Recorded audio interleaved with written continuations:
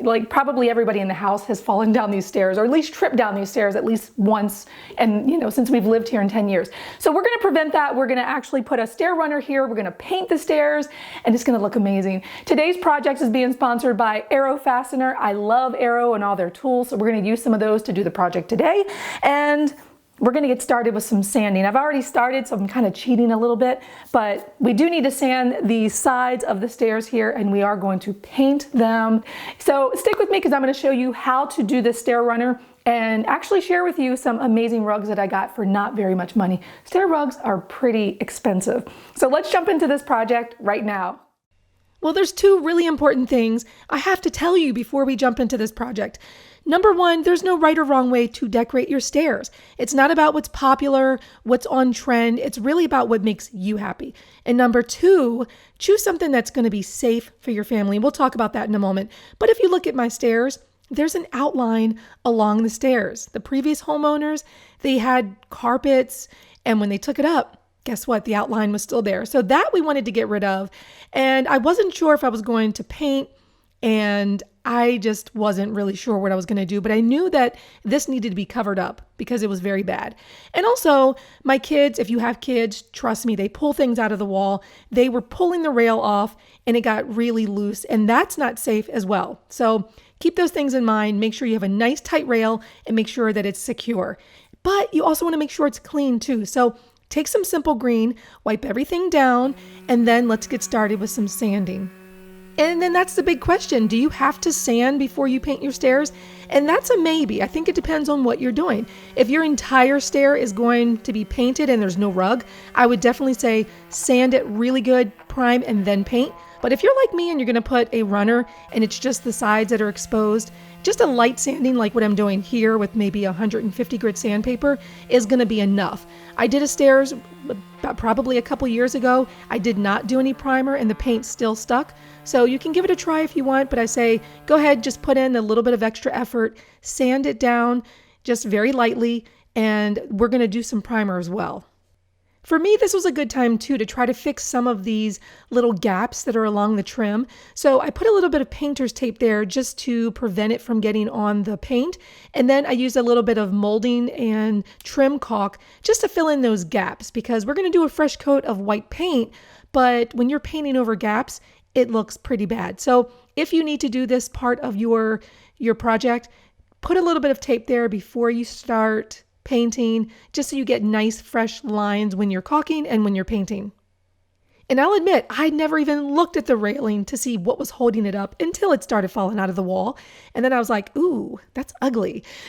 So this was a good opportunity to get a replacement. They're like $7 each. They look more modern. I love them. And then I just used a little bit of joint compound to fill the holes. You can use a nail filler, anything that's for the walls, for drywall.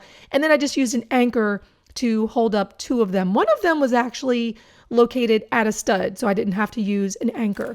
And then, thankfully, the holes that were on the bottom of the rail, they were already there from the existing hardware. So I just went through those holes and then just secured it to the wall. And I think it looks much, much better. And of course, I painted it and all that stuff, but I don't think I even took video of that. All right, moving on to priming the stairs. And again, you don't have to prime, but I think you should. So definitely do that 150 grit sandpaper, do 1 or 2 coats of primer. And the first coat might be kind of spotty. And it also too depends on the color of your stairs. This is like a golden oak. And even with 1 coat of primer, you could still see the wood from underneath. I wanted to make sure that it was completely white, that there was no wood colors, no wood tones showing through. So that's why 2 coats of primer for me were good. You'll also notice that I only painted one side of the stairs. And the reason I did that is for several reasons. Number one, we're going to have a runner, so you're not even going to see the center of the stairs. And number two, you have to have a way to go up and down the stairs. You don't want to paint them and then have to tiptoe around them. So after I did 2 coats of primer, then I did 2 coats of a semi-gloss white paint. This is just a regular paint that you get from the paint department at your local hardware store. And I did both sides of the stairs, and then I also did the trim and let it dry in between, of course. The only part of this project that confused me was whether or not I wanted to paint the balusters. You see them there to my right. I just decided to leave them, and I thought, you know what, if I change my mind, I can come back and paint them. I know there's no rules to this, but for now, we're going to leave them. All right, moving on to the next step, we need to measure the steps and mark the center. The reason why is because when we put our rug pad down, when we put the stair runner down, we want it to be accurate. We don't want one of them to be a little bit to the left and the other one to the right. We want them to be right dead smack in the middle. And speaking of the rug pad, this is the one that I ordered, and I love that it's non-skid. I mean, this thing works super well. It's going to be safe for the family. And I used some of the instructions that I found on the website from where I ordered this to figure out where I needed to cut this. And so using their instructions, I measured back about 1/2 inch from the edge of the tread. The tread is the part where your foot steps on. And you want this to be just back a little bit from the edge. So most treads are about 10 inches deep, and that's the case in mine. So I made this 9.5 inches and then just connected the 2 lines and cut it. You're going to want to fold that in half and find the center, just mark it with a pencil, and then line that up with the mark on the stairs that you made a little earlier. This is so now you've got a nice evenly placed rug pad.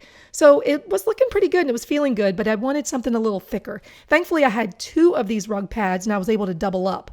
And you can use some double-sided tape to adhere this to the stairs, but because I had 2 and I also wanted something just a little bit more secure, I used my Aero Fastener T50 stapler. And for sizes, you'll want to use either a 3/8 inch staple or you can use 1/2 inch. For this one, 3/8 inch was perfectly fine. And I just went in each of the 4 corners and then right down the center closest to where the riser is, the vertical part of the stairs. So this was looking pretty funny, but it actually felt very comfortable. And I was really excited to move on to the next part, which is installing the runner. We're going to use the Aero Fastener PT50 pneumatic stapler. This is to get through all those layers and to secure this to the wood. We're going to use 3/8 inch staples, but you definitely want to get some 1/2 inch staples too. And you will need a compressor. Now, you probably don't have this, but I highly recommend it because with this pneumatic stapler, you're going to be able to use this to do upholstery projects and other things around the house where you need a lot of power. And this is it. These are the rugs that I'm going to be installing. I got them for, guess what, $38 each. So affordable. So I did the same thing by folding it in half, finding that center point, and starting at the very top in the middle. And then we're going to secure this at either end and try to get this as straight as possible and just put a staple in here. I'm sorry, I'm kind of blocking the camera. It's very hard to film on a set of stairs, but I just put a staple over there on the left, and then I'm going to just pull it a little taut and put a staple on the right to secure it. And then I'm going to go back and put a row of staples all along the top. A few other things about getting this installed and having it look straight and even. We want to make sure that we're putting a couple of staples on the side. I didn't overdo it. The staples are virtually impossible to see, but if you put too many, if you look up close, you might be able to see them. So we're just going to do maybe 1 or 2 on the sides. And you'll notice that I'm not pulling it. I'm just sort of wrapping it around, making sure that it's nice and taut. There is another way you can do this where the fabric will actually sort of just hang over the step and then you're pulling it tight. This one, the way that I'm installing it is I'm wrapping it underneath. I like it that way so it just fits nice and secure. Not that the other one's not secure, but I just personally like having this wrapped underneath of the nose. And I'm also securing it right there at the riser, which is that vertical part. Just put a few staples all along there and making sure it's secure. So now when we get to the part where we need to actually trim this because we don't have enough of this rug to go the full length of the stairs. So what I'm doing is I'm actually trimming it down, and then I'm going to take the next rug and I got to trim that too because you see it's got that bulky part. So I'm going to trim that as well, and then I'm going to fold it under probably about 1.5 inches, and then I'm going to try to match up the pattern. So if you are using a pattern like mine, whether it's stripes or whatever, you want to try to match it up so that it doesn't look like a break where you're trying to attach the other runner. And what you'll find is that because you're layering fabric like this, it gets really thick. So I ended up having to pull out some nails and just nail this together because the staples that I was using were 3/8 inch. I didn't have any that were 1/2 inch. And so I didn't feel like I was getting a good adhesion with the 3/8 inch. So definitely have the 1/2 inch staples on hand, but also you might need some little tacks or something just to get this to stay on there nice and tight. So while I'm finishing this up, let's talk about a couple questions that I know you're going to have related to this project if this is something that you want to do. Number 1, how wide does a stair runner have to be? And number 2, what size piece do you need to buy anyway? Where do you find stair runners? These are things that I was questioning, I was researching, and what I found is that this width, which is 28 inches, is perfect. You still see maybe about 3 inches of the stair, which I think looks really good, but in terms of length, this one was 8 feet long. And with my stairs, I was able to buy 3 of them. Remember, these were only $38 each. So for like, what is that, $114, I was able to get all of the rug that I needed to cover this. And if you remember, this is what the stairs looked like before we started. It was dangerous. It was golden oak. It was not cute at all. And now we've got this beautiful white color with, the modern rug. And let's just not even talk about how great it looks. The fact that this is safe. Now your foot is not slipping off. There's no risk of falling. And that handrail that the kids pulled out of the wall, well, now it's secure. So if anybody has a tripping hazard, they've got something sturdy to hold on to. So the house is safer. It looks nicer. And all that discolored wood, it's gone. All right, so let's talk about this project in terms of cost. This was about $300. You can find the list below with all the materials that I used. Arrow Fastener was an amazing sponsor, so please do go check them out. Tell them Thrift Diving sent you. And just a little bit of paint, some inexpensive rugs, and really just probably about 3-4 hours of time, I was able to make this look amazing. Now the balusters, that's the part that's remaining. I'm still not sure if I'm going to paint them or not. I think I probably do, but you know what? Not all projects get finished in one day. So if you enjoyed this project, be sure to give it a thumbs up, subscribe, come back again, and don't forget, there's another video for you to watch. Keep watching, and I'll see you next project.